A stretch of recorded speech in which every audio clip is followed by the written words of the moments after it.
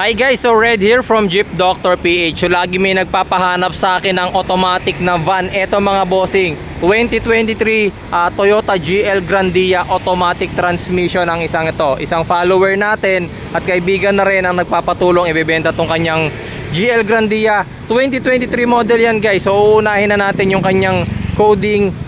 Wednesday ang coding nito, 5 yung kanyang ending plate. Makikita nyo guys, super sariwa. 4 months pa lang itong kanyang unit. So kaya nila binibenta is magpapalit kasi sila ng SUV. Ayan, automatic GL Grandia ang isang ito. Ayan, so pakita muna natin yung interior. 2023 model GL Grandia. Ayan. So eto nga pala guys, may mga add-ons na rin dito si client, kagaya ng kanyang seat cover, yung kanyang matting na hindi naman daw libre yan from Toyota. Nag-install na rin siya rito ng dashcam. Tapos ito yung kanyang interior. Ayan, makikita ninyo 5,000 kilometers pa lang ang kanyang natatakbo. Automatic transmission yan. Ito yung kanyang infotainment. Ayan. Okay, tapos ito yung loob. Makikita nyo ilang seaters to. 4 5, 6, 7, 8, 9, 10 12 seaters GL Grandia. So mula harap hanggang dun sa likod, naka customized leather seat yan guys. Automatic transmission, legit na 5,000 kilometers yan. Merong kasa record, kasa maintained. Syempre under warranty rin ito ni Toyota. Tapos makikita ninyo sobrang kinis ng kanyang body. Ayan, napakakinis. Napakakinis pa niyan guys. Ultimo gulong niya makikita nyo halos 100% pa, mga 98%, 95%. Ang mugs, wala kahit konting gutter mark. Napakakinis, original paint lahat. Yan. Tapos hanggang dito makikita ninyo, ayan yung dashcam na kinabit niya. 5 yung kanyang ending plate mga bossing. Pakita natin dito sa likod. Ayan oh. O diba? Napakalinis guys. Interior wise, napakalinis, napakabango. Amoy brand new pa nito. Sa mga naghahanap lagi dyan guys, etong GL Grandia hindi ganun kadaling kumuha. Pila ang pagkuha ng GL Grandia. So meron din akong pamangkin na nagtatrabaho sa Toyota.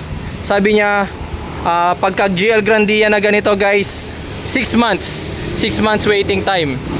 So eto, tingnan natin dito. Yan, linis guys oh. O diba? Makikita nyo rito, napaka-premium nung look niya. Tapos syempre meron na ring aircon para sa mga pasahero. Ayan, hanggang likod guys, naka-premium leather seat. Custom leather seat yan. Tapos pati yung kanyang matting.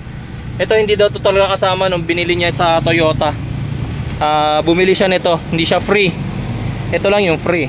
Yan, kasama. Pero ito, binili niya. Seat cover, binili niya rin. Tapos yung kanyang dashcam kanina. Ayan o, pati dito guys, napakaganda. Magpo-post din ako ng mga pictures nito para makita nyo rin yung pictures niya in case na masyadong nagre-reflect dito sa ating video. Ayan, GL Grandia. Ang kagandahan dito guys, yung makina niyan, yung nasa harapan na. Okay, yan. Tingnan natin ulit dito sa loob. Dalawa pa original na susi nito. Dalawa.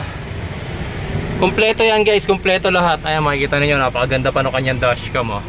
Tapos malinis na malinis dito sa loob. Kahit konting gutter marks, kahit konting dents, wala kayong makikita. Okay? So pakikitaan ko kayo ng mga pictures nito mga boss. Tuloy nyo lang yung panonood ng ating video.